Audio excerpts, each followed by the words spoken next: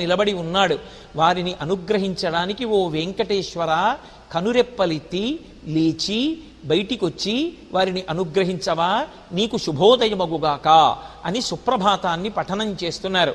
ఈ శ్లోకాన్ని బట్టి మనకేమర్థమవుతుందంటే, సుప్రభాత వేళలో శ్రీవేంకటేశ్వర దర్శనాన్ని పొందాలనేటటువంటి ఆర్తి సామాన్యమైనటువంటి భక్తులే కాదు, ముగ్గురు మూర్తులలో ఇద్దరైనటువంటి చతుర్ముఖ బ్రహ్మగారు పరమశివుడితో కలిపి షణ్ముఖుడైనటువంటి సుబ్రహ్మణ్యేశ్వరుడు, దేవతాధీశుడైనటువంటి దేవేంద్రుడు, దేవతలకి గురువైనటువంటి బృహస్పతి ఆ వెంకటేశ్వరుని యొక్క దేవాలయ ప్రాంగణంలో స్వామివారి యొక్క సమక్షంలో పంచాంగ పఠనం చెయ్యాలని ఆర్తితో బయలుదేరి వీరందరూ వచ్చి నిలబడి ఉన్నారు.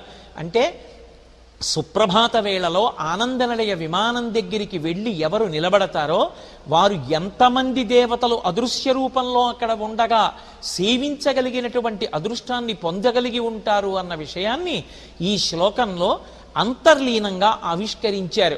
ఆయన యొక్క దివ్యమంగళమైనటువంటి మూర్తిని దర్శించడానికి, ఆయన గాథలను మనసులో స్మరించడానికి దేవతలు కూడా, త్రిమూర్తులలో బ్రహ్మ రుద్రులు కూడా ఎంత ఆతృత ప్రదర్శిస్తారో ఈ శ్లోకం ఆవిష్కరిస్తుంది. అందుకే మనం కూడా సుప్రభాత పఠన సమయమునందు దేవాలయాల్లోకి